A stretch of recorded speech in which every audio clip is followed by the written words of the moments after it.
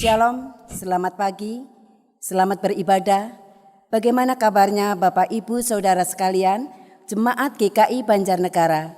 Semoga selalu diberi keadaan sehat dan senantiasa bersyukur kepada Tuhan karena pada minggu ini kita masih diberi kesempatan untuk berjumpa lagi dalam ibadah walaupun masih melalui ibadah online. Mari kita akan saat teduh sejenak.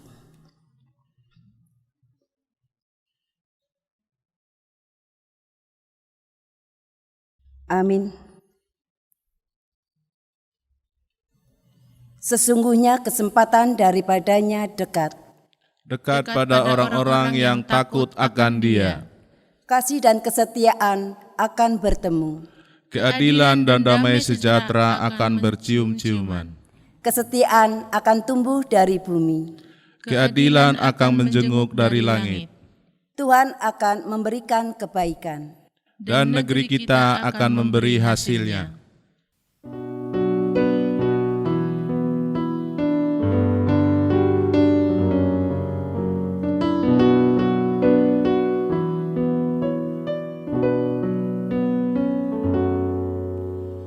Patut segenap yang ada diam dan sujud sembah, mengosongkan pikirannya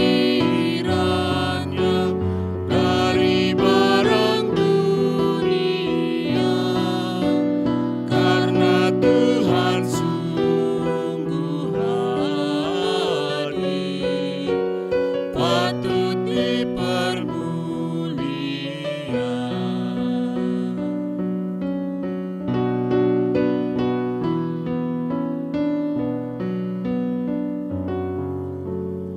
Maharaja alam raya lahir dari Maria, Tuhan yang telah menjadi serendah manusia, bagai roti yang surgawi, memberikan dirinya.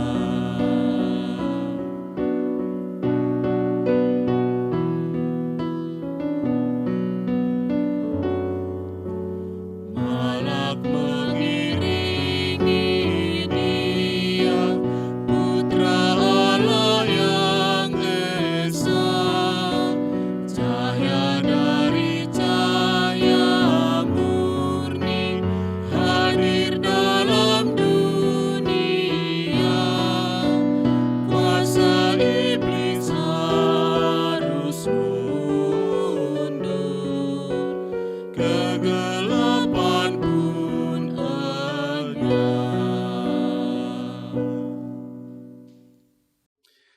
Saudaraku yang dikasihi oleh Tuhan, marilah kita mengawali ibadah ini dengan pengakuan bahwa persekutuan keluarga Allah ini berlangsung dalam perlindungan dan anugerah kasih Allah Bapa, Putra, dan Roh Kudus.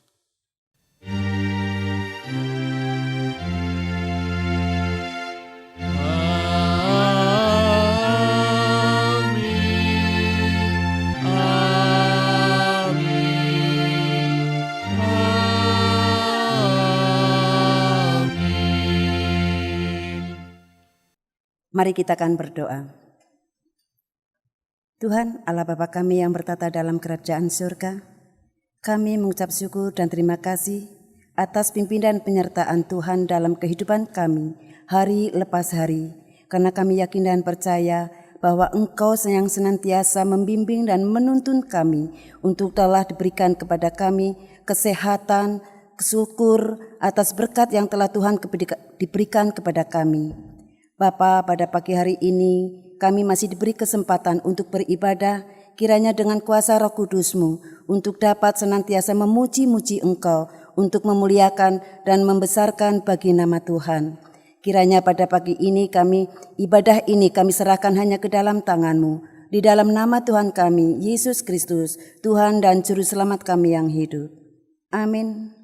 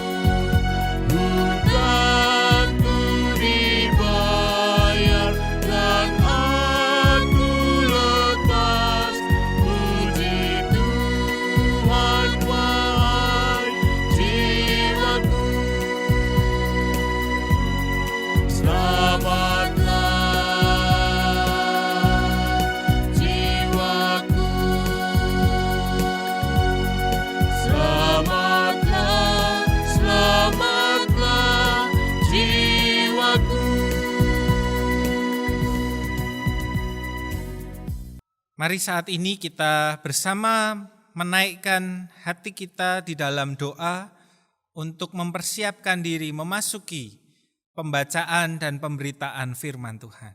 Mari kita bersatu di dalam doa. Ya Tuhan Allah Bapa kami yang senantiasa mengasihi dan menuntun kehidupan kami. Kami saat ini ya Tuhan mau mendengarkan sabda firman-Mu. Kami mau membaca firman Tuhan.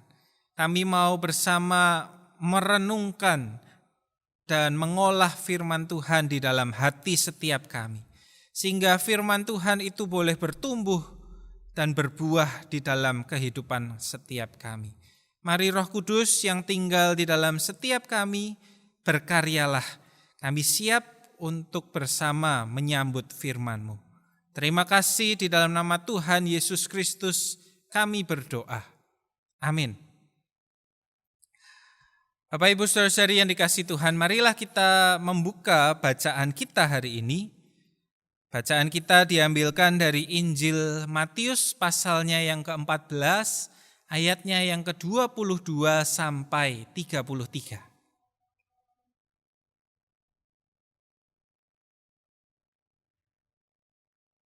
Matius 14 ayatnya yang ke-22 sampai 33. Sesudah itu, Yesus segera memerintahkan murid-muridnya naik ke perahu dan mendahuluinya ke seberang. Sementara itu ia menyuruh orang banyak pulang. Dan setelah orang banyak itu disuruhnya pulang, Yesus naik ke atas bukit untuk berdoa seorang diri. Ketika hari sudah malam, ia sendirian di situ. Perahu murid-muridnya sudah beberapa mil jauhnya dari pantai dan diombang-ambingkan gelombang karena angin sakal. Kira-kira jam 3 malam datanglah Yesus kepada mereka berjalan di atas air. Ketika murid-muridnya melihat dia berjalan di atas air, mereka terkejut dan berseru, "Itu hantu!" Lalu berteriak-teriak karena takut. Tapi segera Yesus berkata kepada mereka, "Tenanglah, aku ini, jangan takut." Lalu Petrus berseru dan menjawab dia, "Tuhan, apabila Engkau itu, suruhlah aku datang kepadamu berjalan di atas air."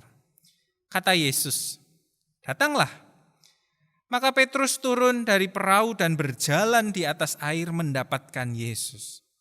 Tetapi ketika dirasanya tiupan angin, takutlah ia dan mulai tenggelam lalu berteriak, "Tuhan, tolonglah aku." Segera Yesus mengulurkan tangannya, memegang dia dan berkata, "Hai orang yang kurang percaya, mengapa engkau bimbang?" Lalu mereka naik ke perahu dan angin pun redalah. Dan orang-orang yang ada di perahu menyembah dia, katanya, "Sesungguhnya Engkau anak Allah." Sedemikian jauh pembacaan firman Tuhan. Yang berbahagia adalah setiap kita yang memelihara firman-Nya dan melakukannya di dalam kehidupan. Haleluya.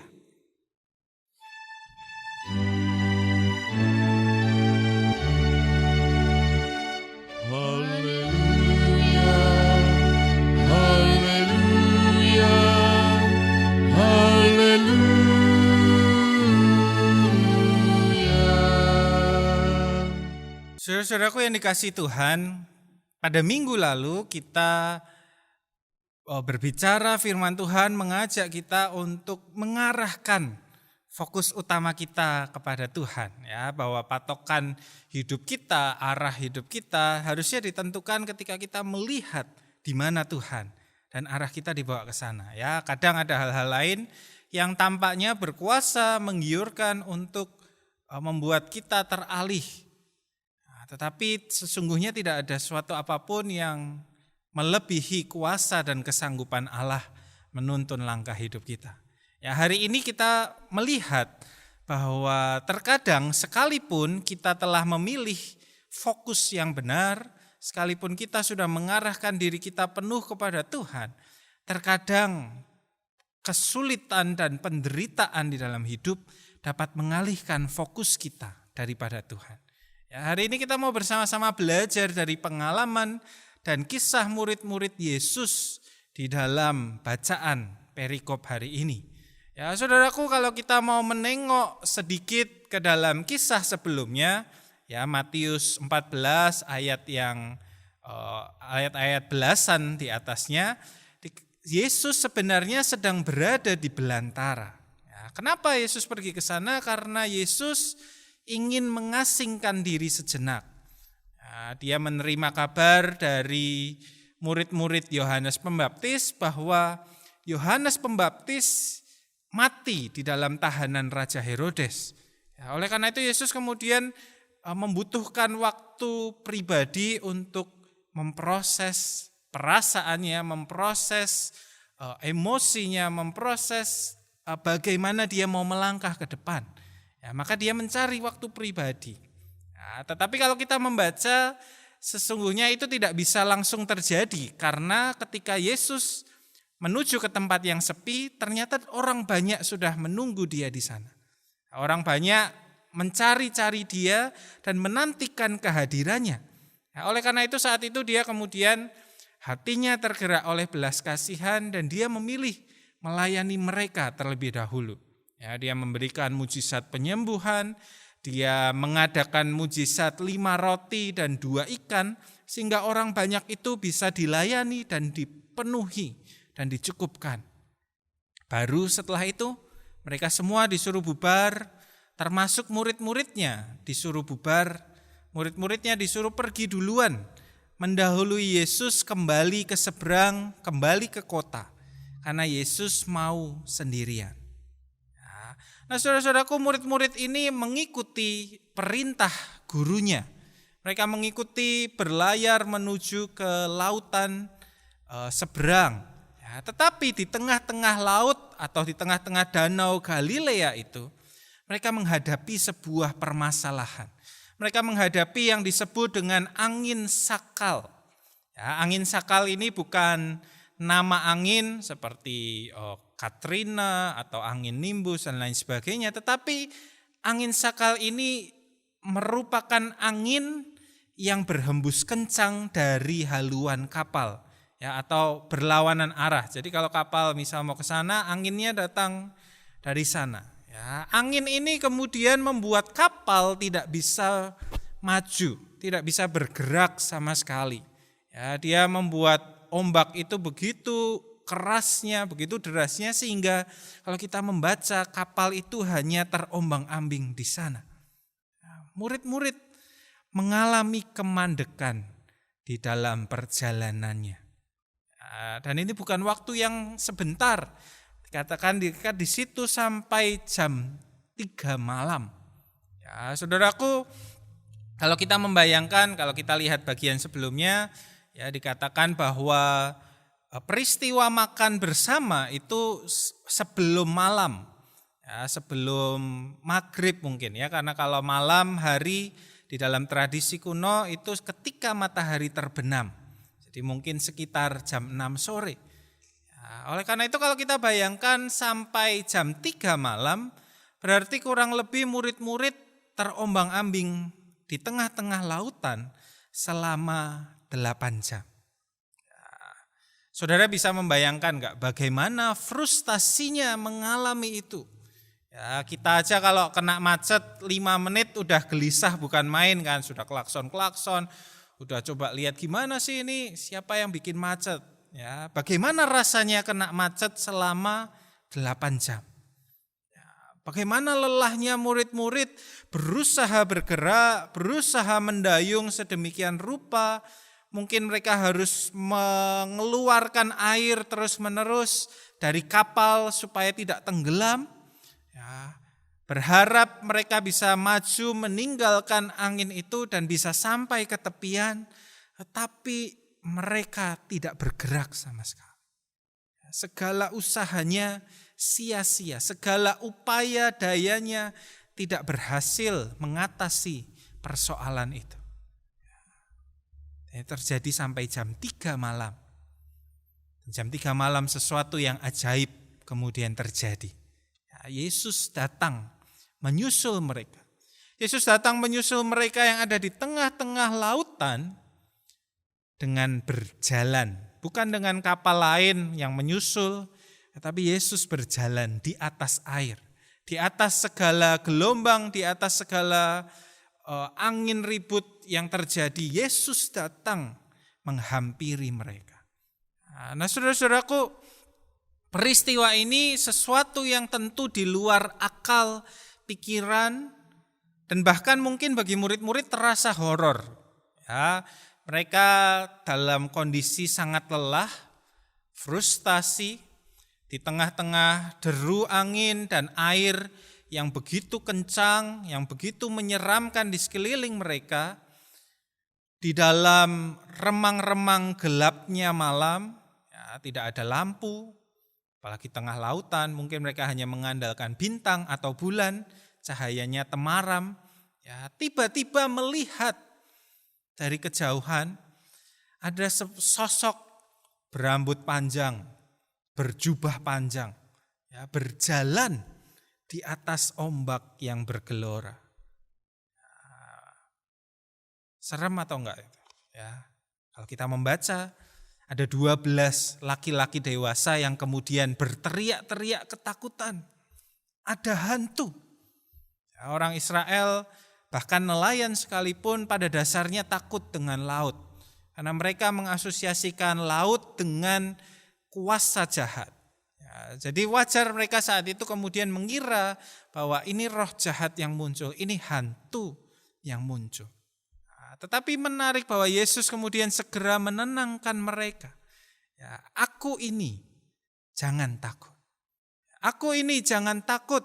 Ya, sebuah perkataan yang mau meyakinkan murid-murid bahwa yang berjalan di atas air, yang menaklukkan air bergelora itu, sehingga bisa ditaruh di bawah kakinya, bisa dipakai menjadi alas untuk berjalan, adalah Tuhan Yesus. Tuhan yang adalah gurumu, sahabatmu, penyelamatmu. Oleh karena itu engkau tidak perlu takut menghadapi apapun. Engkau tidak perlu takut melihat aku. Engkau tidak perlu takut dengan badai yang ada di sekelilingmu. Tetapi saudara-saudara, ketakutan dan kekhawatiran bukanlah sesuatu yang bisa serta-merta hilang. Ya, bukanlah sesuatu yang seperti kita hitung ya 1, 2, 3, 4 hilang takutnya. Keraguan-raguan, ketakutan itu masih bisa ada di dalam hati, mengganggu dan menggoda kita untuk hidup dalam kekhawatiran. Oleh karena itu menarik tantangan dari Petrus, ya, yang mungkin saat itu masih ragu-ragu juga. Ya, Tuhan, apabila ini sungguhan Engkau, maka suruhlah aku berjalan di atas air. Suruhlah aku untuk bisa melakukan apa yang juga Engkau lakukan, menghadapi dan menaklukkan badai yang bergelora ini.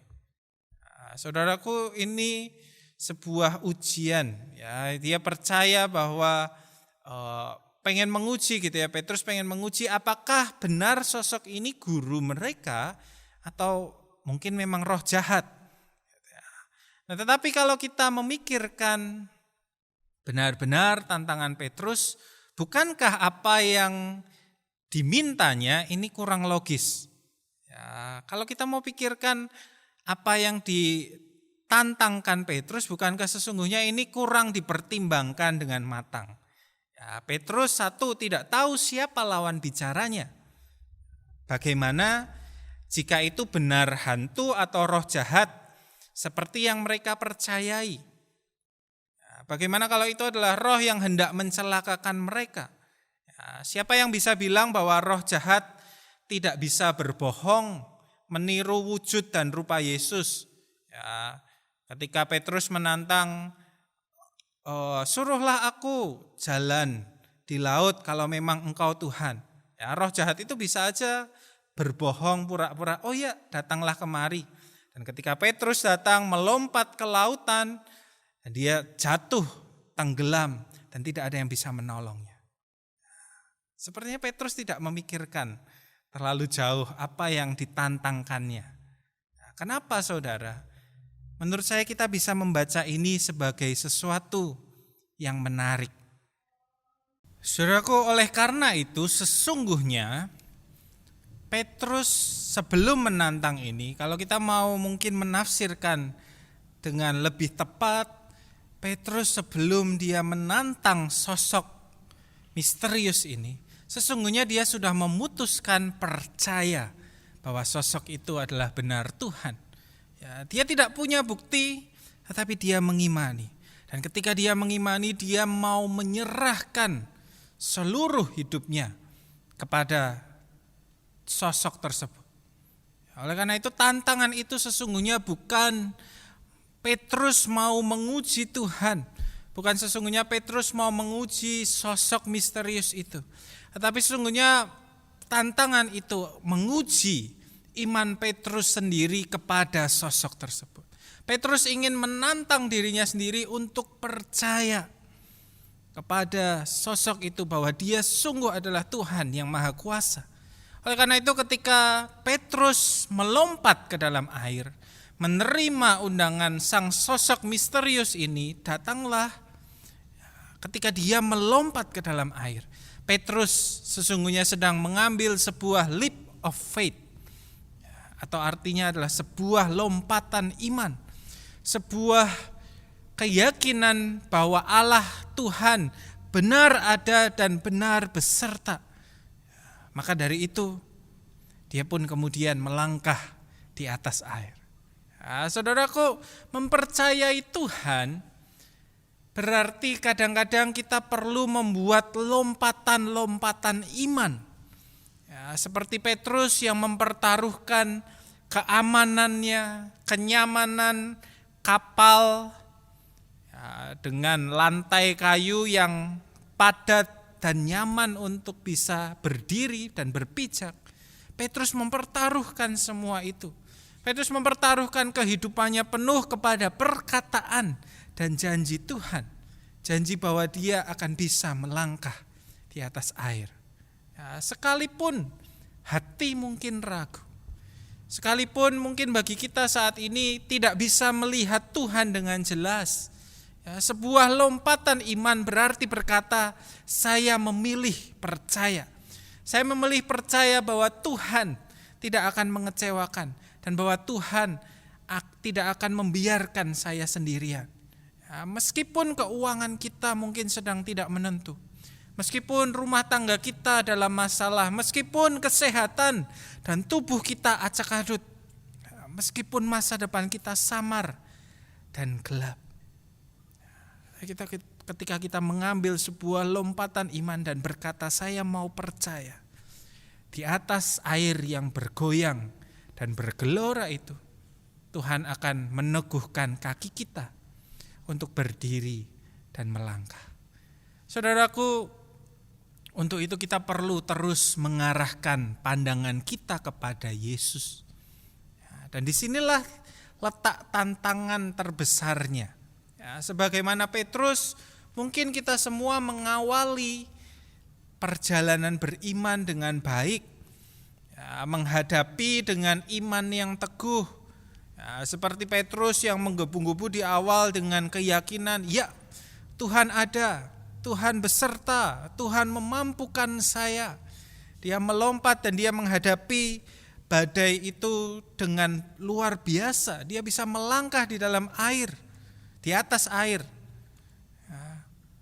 Tetapi seiring waktu, berdiri sekian waktu di situ, dia mulai merasakan tiupan angin. Dia mulai melihat gelombang dan semuanya itu membanjiri inderanya, memenuhi dirinya, sehingga fokusnya teralihkan dari melihat kepada Tuhan kepada melihat masalah, persoalan dan pergumulan yang ada di sekelilingnya. Petrus mulai berpikir hal-hal yang negatif, membayangkan hal-hal yang negatif. Bagaimana seandainya nanti begini, bagaimana kalau begitu, saya takut kalau begini. Mulai perasaan-perasaan, pikiran-pikiran negatif itu bergelora dan bertumbuh di dalam dirinya, sehingga dia pun juga mungkin merasa takut untuk bertindak. Nanti mencoba begini gagal, nanti mencoba begitu rasanya seram, takut. Saudaraku, bagaimana jika saya gagal melangkah? Bagaimana kalau di dalam hidup saya mengambil keputusan, di tengah-tengah persoalan ini saya mengambil tindakan, tetapi justru membuat saya terhempas, membuat saya menjadi gagal. Saudaraku, kalau kita melihat dari Petrus, justru di saat pikiran-pikiran itu dituruti, di saat pikiran-pikiran itu yang diberi makan dan diberi perhatian, maka disitulah Petrus mulai menjadi tenggelam. Maka disitulah Petrus mulai kemudian gagal berjalan di atas air. Saat dia mulai memilih melihat sekelilingnya lebih daripada dia melihat Yesusnya. Di saat kita lebih percaya pada kuasa angin dan ombak dibandingkan kita percaya pada kuasa Allah, maka di sanalah kaki kita tidak lagi sanggup menapak di atas air. Di saat kita lebih percaya ketiadaan uang, kebencian dan konflik, sakit dan penyakit itu lebih berkuasa mempengaruhi hidup kita dibanding kuasa Tuhan menjaga kita, memelihara kita, maka disitulah kita akan tenggelam. Saudaraku, mari kita semua yang dikasihi Tuhan, hari ini firman Tuhan mau mengajak kita, jadilah seseorang yang memilih untuk percaya, mengambil lompatan iman di dalam hidup kita. Ya, saudaraku, seseorang yang percaya bukanlah seseorang yang tidak pernah merasa takut atau cemas. Seseorang yang percaya bukanlah seseorang yang tidak punya rasa khawatir sama sekali di dalam hidupnya. Tapi seseorang yang percaya adalah seseorang yang meletakkan segala ketakutannya di bawah janji dan kuasa Tuhan. Meletakkan semuanya itu di bawah kuasa Tuhan dan memilih bersandar penuh kepada Allah. Karena itu percayalah kepada kasih-Nya, ambillah lompatan iman dan melangkahlah bersama dengan Tuhan di tengah-tengah badai kehidupan kita. Tuhan, Juru Selamat dan sahabat kita menyertai saudara. Amin. Mari kita mengambil saat teduh sejenak.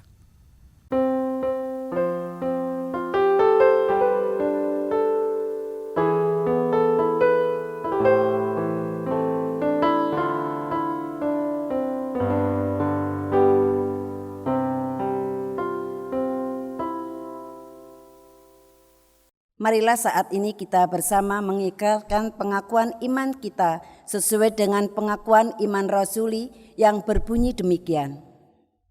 Aku percaya kepada Allah, Bapa yang Maha Kuasa, Khalik langit dan bumi, dan kepada Yesus Kristus, Anak-Nya yang tunggal Tuhan kita, yang dikandung dari Roh Kudus, lahir dari anak darah Maria, yang menderita sengsara, di bawah pemerintahan Pontius Pilatus, disalibkan, mati dan dikuburkan, turun ke dalam kerajaan maut.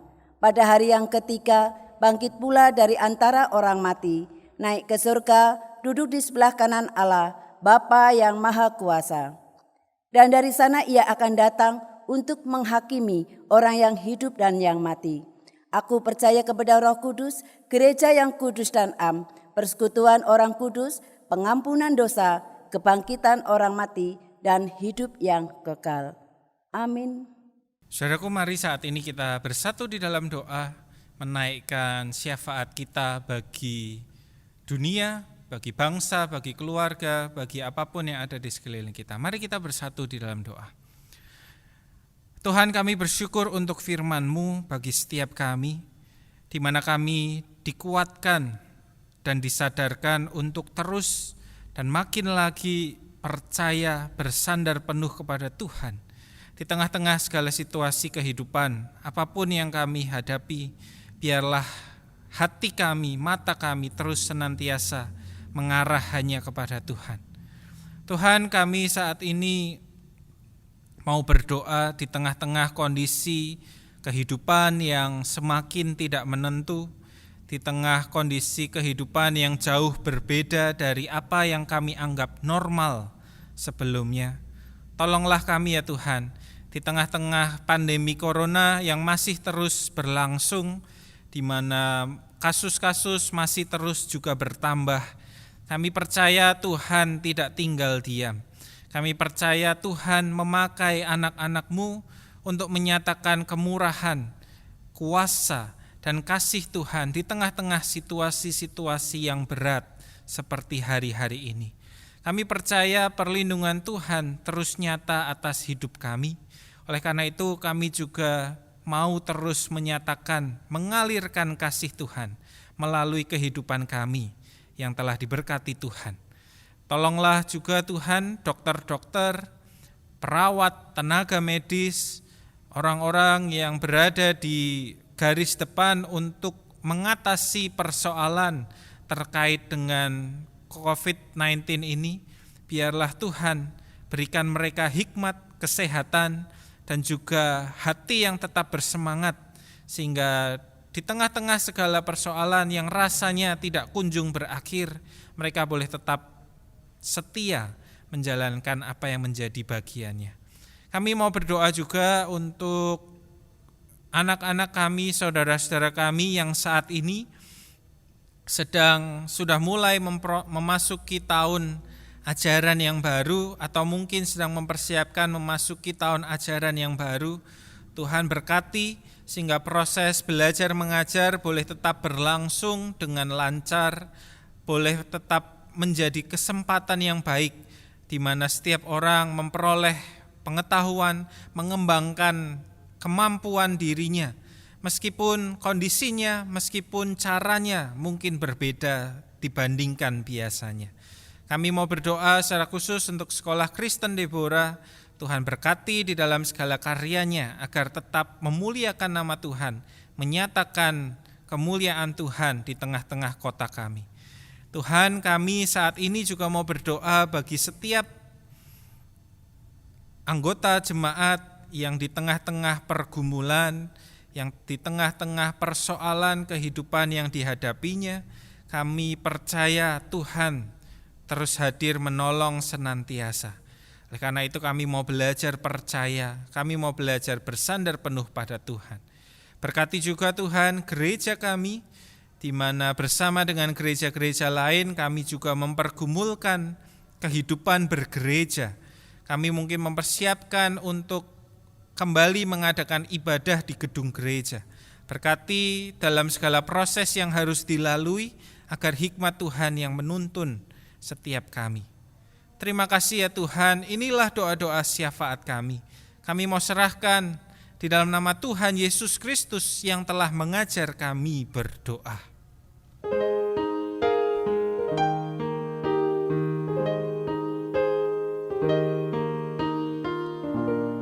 Bapa kami yang ada di surga, dikuduskanlah nama-Mu, datanglah kerajaan-Mu, jadilah kehendak-Mu di bumi seperti di surga. Beri kami hari ini makanan yang secukupnya. Ampuni salah kami seperti kami ampuni yang bersalah pada kami.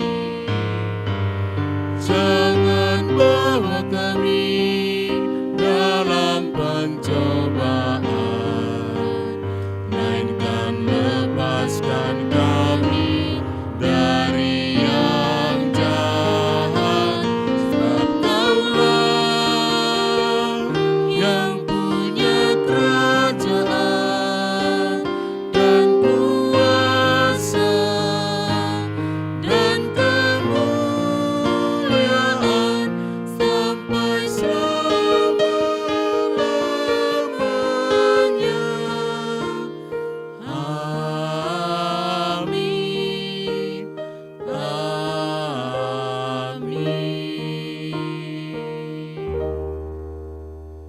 Mari kita akan menyatakan ungkapan syukur dan pemberian diri kita melalui pengumpulan persembahan yang terambil dari Amsal 11 ayat 25. Demikian bunyinya. Siapa banyak memberi berkat, diberi kelimpahan, siapa memberi minum, ia sendiri akan diberi minum. Pengumpulan persembahan di rumah memakai kantong atau amplop masing-masing atau dapat ditransfer ke rekening GKI Banjarnegara. Mari kita akan berdoa persembahan. Tuhan, terima kasih atas kesempatan yang telah Tuhan berikan kepada kami. Dalam setiap minggu Tuhan telah memberkati kami, diberikan kekuatan serta kesehatan untuk mencari berkat yang telah Tuhan berikan kepada kami. Sehingga pada pagi ini ya Bapa, kami dapat memberikan untuk kemuliaan dan kebesaran bagi nama Tuhan. Biarlah para majelis yang akan mengelola persembahan ini, kiranya Tuhan akan menuntun agar persembahan ini dapat dipakai untuk kepelebaran kerajaan surga, demi untuk kemuliaan bagi nama-Mu saja. Terima kasih ya Bapa, hanya di dalam nama Tuhan kami, Yesus Kristus. Amin.